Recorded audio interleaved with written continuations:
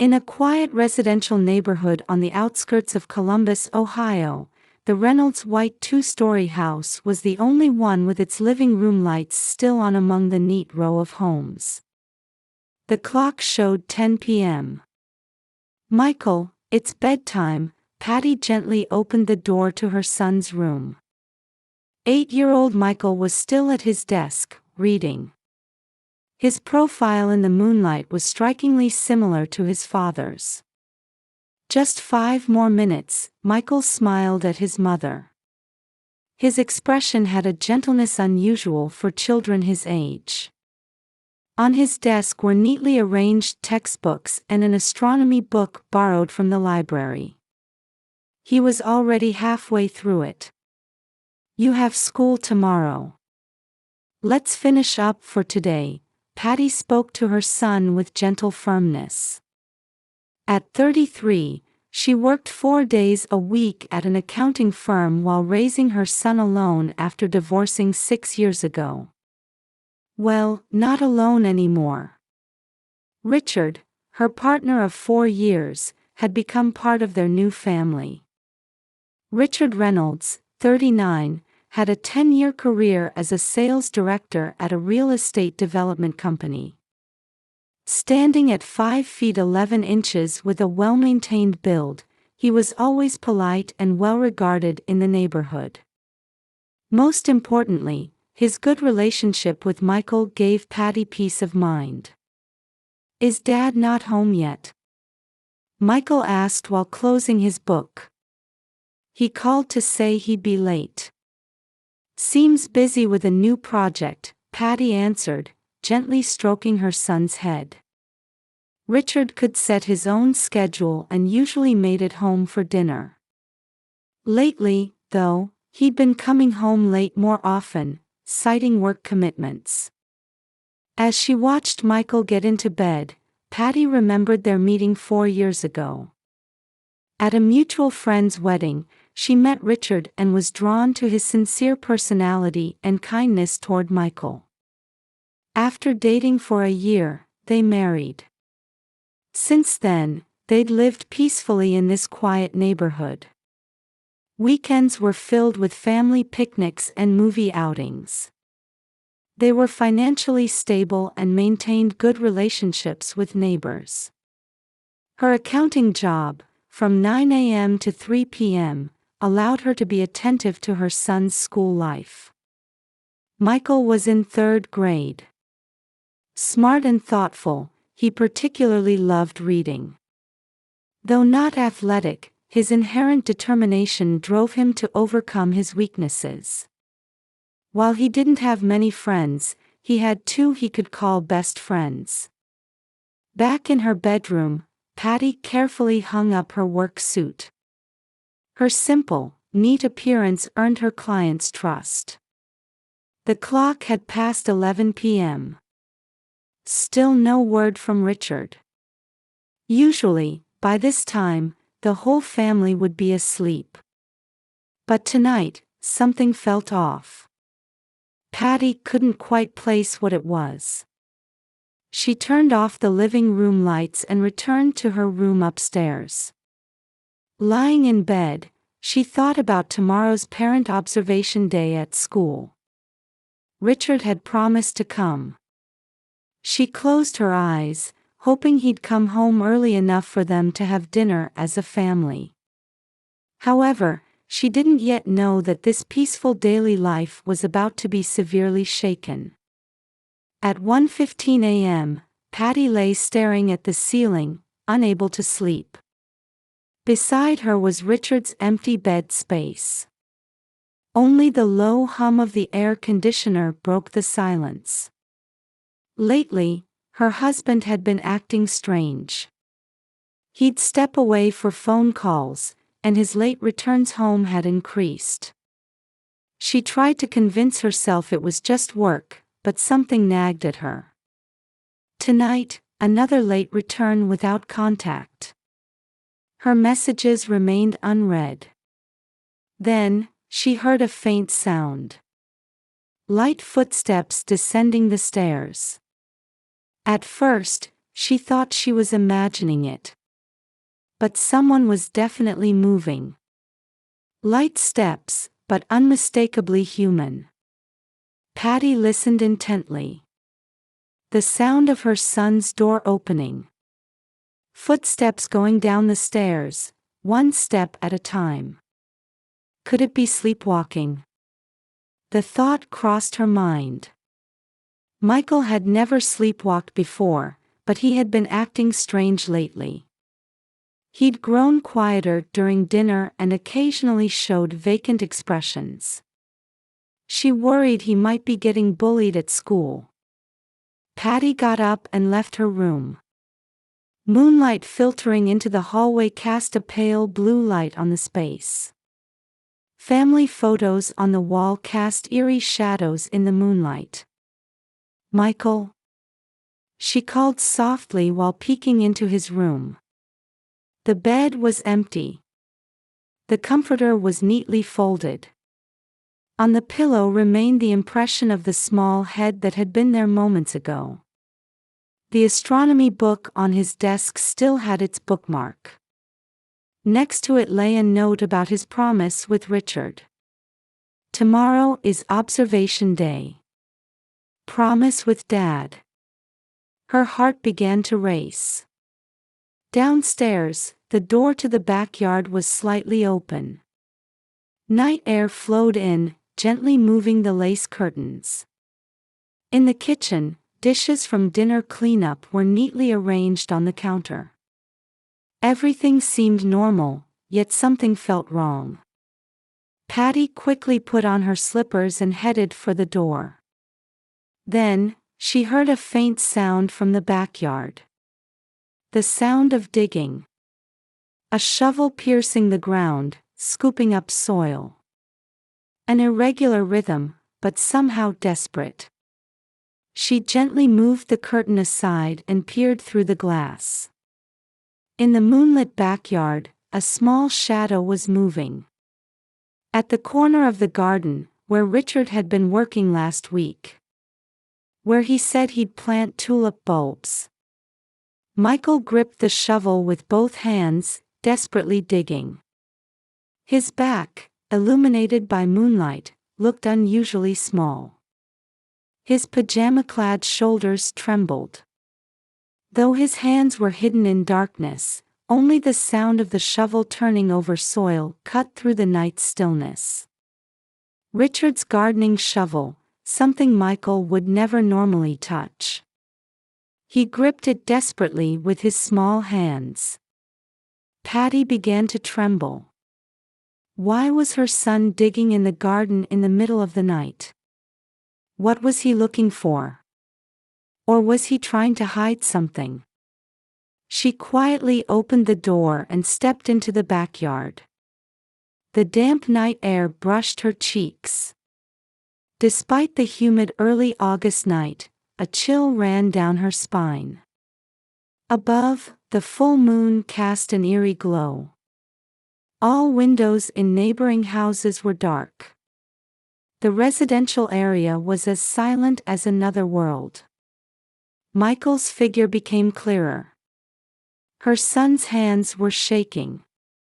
His small fingers gripping the shovel glowed white. Sweat beaded on his forehead, and his pajama sleeves were dirty with soil. He looked nothing like the boy who had been eagerly reading at the library earlier that day.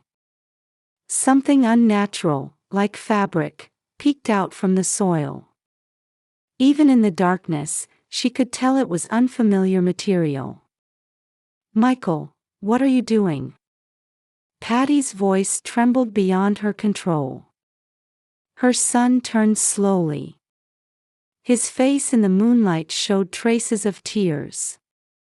Under his eyes were tired blue shadows. An expression as if he'd been suffering from something for days, even weeks. "Mom." A trembling voice. "Dad." Those words seemed to be swallowed by the darkness. As if desperately trying to suppress something that was about to escape his throat. Michael began digging again, more desperately now. As his small hands parted the soil, something else appeared beneath the fabric. In the moonlit ground, things that shouldn't be seen began to emerge one after another. Patty gasped. A blood-stained work outfit. The navy blue coveralls Richard occasionally wore. But she'd never seen them this dirty. A cracked cell phone. One she recognized. The old model he said he'd replaced last week. Tools like wrenches and pliers. Things usually kept in the garage. They cast sinister shadows in the moonlight. All familiar items, but in this context, they looked like weapons. "Stop!" Patty called out to her son in a trembling voice. But Michael continued digging as if he hadn't heard, his small back showing a determination she'd never seen before. A desperate need to protect something, and simultaneously, a longing to be freed from something. Her vision swayed. Her trembling hand reached for her phone. Her face reflected in the screen glowed pale in the moonlight. Before dialing the police, Patty looked at her son's profile once more. His expression in the moonlight bore a deep sadness unfitting for an 8-year-old. Their peaceful days seemed like a lie now. "It's okay now, Michael," Patty whispered quietly while pressing the numbers with trembling fingers. Just thinking about the burden her son had been carrying made her heart ache. "Mom will protect you properly." The operator's voice echoed on the other end. But to Patty's ears, only the sound of her son digging seemed unnaturally loud. Under the moonlight, the shadows of mother and son stretched long, melting into the night garden. Tomorrow's observation day might never come. At 2 a.m., 2 police cars quietly parked in front of the Reynolds house. The headlights went out, and 4 officers stepped out. Perhaps noticing the sound, lights came on in the second floor of the house across the street. Through lace curtains, someone's shadow moved. "Mrs. Reynolds." The lead female officer quietly addressed Patty. "Sergeant Kelly." Mid-40s, perhaps. Sharp observational eyes shone beneath her warm expression. "Yes." Patty answered in a trembling voice. Michael stood behind his mother, as if hiding. His pajamas were dirty with soil, and his small hands still gripped the shovel. "First, let's take the shovel from your son." Sergeant Kelly gently approached Michael and carefully took the shovel. She sealed it in a bag as evidence. Other officers had already headed to the backyard. Flashlight beams cut through the night darkness. "Is it around here?" Another officer pointed to the dug area. The ground showed traces of Michael's desperate digging.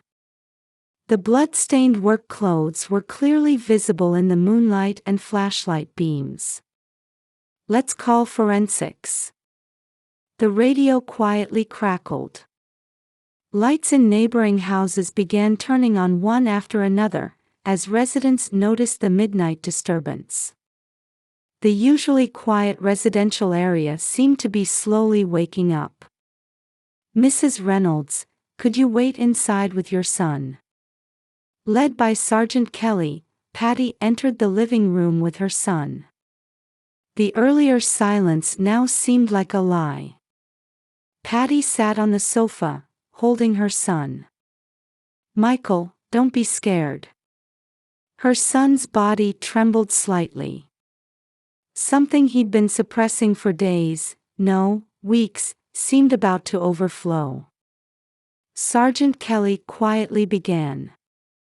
"Your husband. He said he'd be late, work." Her own voice seemed to echo from far away. Then, could we talk separately? Another female officer appeared, looking toward Michael. Detective Castro. Early 30s. Her kind smile was striking. Michael, would it be okay to talk in a different room from your mother? Michael looked up at his mother for a moment. Patty nodded slightly. It's okay. Mom will be right here. Led by Detective Castro, Michael went upstairs. His back looked smaller than ever before. Now then, Mrs. Reynolds. Sergeant Kelly sat across from her. Steam rose quietly from the tea. Could you tell us everything from the beginning? The clock showed 3 a.m. The sound of the forensics team arriving could be heard outside. In the backyard, they had begun photographing the unearthed evidence. Flash photography occasionally lit up the windows. I noticed around 1:15 a.m. Patty began speaking in a trembling voice. Footsteps down the stairs. The empty bed. Her son in the backyard. All memories returned like a nightmare. Sergeant Kelly listened intently to the story, occasionally taking notes. Her gaze held something more than just taking a statement. Perhaps maternal intuition. This officer seemed to have already sensed something. From upstairs came faint sounds of her son's voice. Led by Detective Castro's gentle voice, he seemed to be slowly beginning to talk about the events of that night. And your relationship with your husband? At the sudden question, Patty momentarily stumbled over her words. Normal. I mean, he's dedicated to his work. As she spoke, recent uncomfortable feelings resurfaced. Late returns home. Unnatural phone responses. Changes in her son's behavior. Everything was starting to connect now. Actually. Just as she began to speak, the doorbell rang. Sergeant Kelly stood up. Simultaneously, footsteps ran down from upstairs. Dad's home. Michael's voice rang out like a scream. In that moment, all time seemed to stop. Richard stood at the entrance. In his business suit, his usual dashing demeanor. However, his expression showed unfamiliar tension. What's all this? Richard's voice echoed in the quiet living room. At that moment, seeing Michael coming down from upstairs, his expression momentarily froze. Michael. At the sound of Richard's voice, Michael's body stiffened. Detective Castro instinctively pulled Michael close. Sergeant Kelly quietly stood between them and Richard. Mr. Reynolds, you'll need to come with us to the police station. Her voice was calm but carried weight. The blood drained from Richard's face. Yet he still tried to maintain a smile. There must be some mistake. I just got back from work. Could you tell us about Amanda Walker? At Sergeant Kelly's words, Richard's expression momentarily contorted. Upon hearing that name, Michael's body began to shake. Detective Castro gently embraced him. Amanda. Patty's voice trembled. That name was familiar.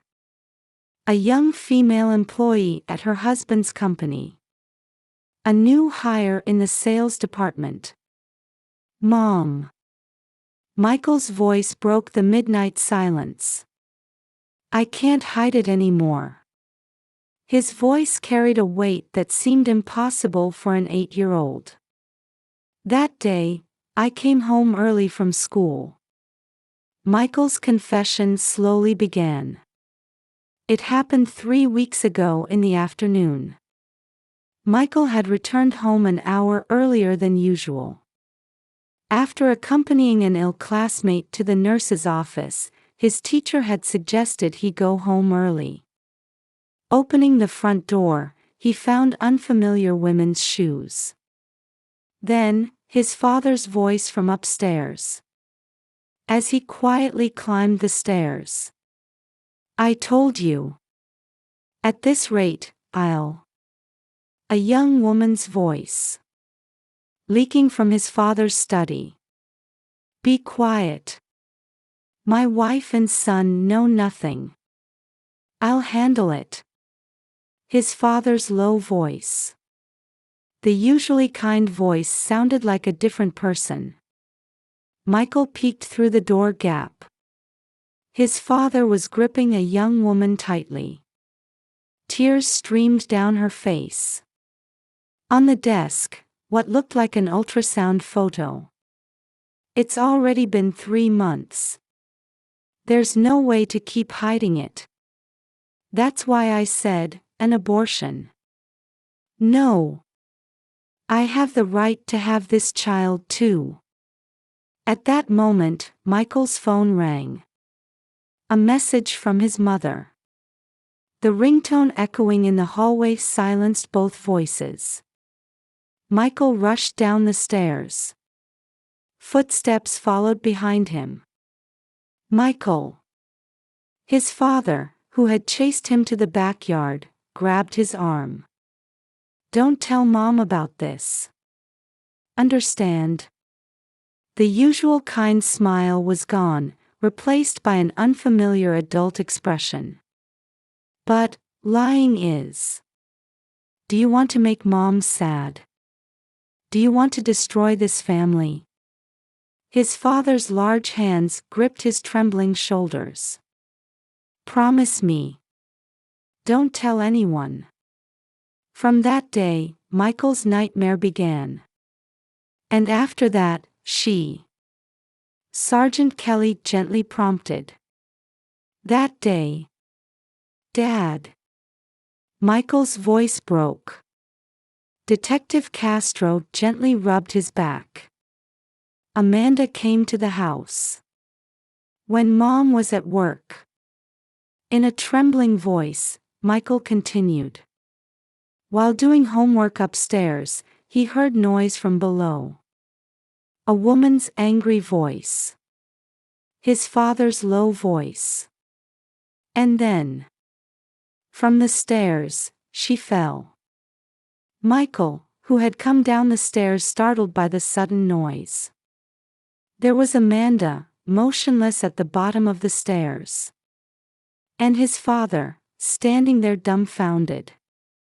It was an accident. His father's trembling voice. "No one will believe me." Blood-stained work clothes. His father rushing to dispose of them. And a shallow hole dug in the backyard. "Michael, help me. This is our secret." An 8-year-old child covering with soil with trembling hands. Sneaking out to the garden every night to check if rain had washed away the soil. And all these memories becoming a burden. I couldn't take it anymore. By the time Michael's confession ended, dawn was breaking. Patty held her son tightly. Such pressure on such a small body. As a mother, regret squeezed her heart for not noticing sooner. Sergeant Kelly's voice echoed gently. "You don't have to hide anything anymore." Outside the window, Richard Reynolds was quietly being handcuffed. In his suit, he looked unusually small, like a different person entirely. As the sun began to rise, police sirens quietly rang out. Curious eyes peered from neighboring windows, as if realizing that yesterday's peaceful daily life would never return. "Hey, Mom," Michael whispered softly after the police car drove away. "We can't go to observation day today, can we?" At those words, Tears spilled from Patty's eyes. In the police-surrounded morning garden, the mother held her son tightly once again. The days ahead would certainly not be easy. But they no longer needed to lie. A small son who found the courage to tell the truth, and a mother who accepted it. The new sunrise gently enveloped them both. 3 months had passed. The residential area on the outskirts of Columbus, Ohio, already showed signs of winter. Patty gazed out the window while organizing old photo albums. In the backyard, newly planted flowers swayed in the cold wind. "Mom, I'm going to the library," Michael called from the entrance. He seemed to have grown a little taller than before. "Be careful," his mother called out as she saw him off. Her son turned back and smiled. That smile seemed to be gradually releasing itself from the pressure of that night. On the weekend, they planned to look at a new house together. Though it would be sad to leave this house full of memories, it was also part of a new beginning. A small step, but a sure one.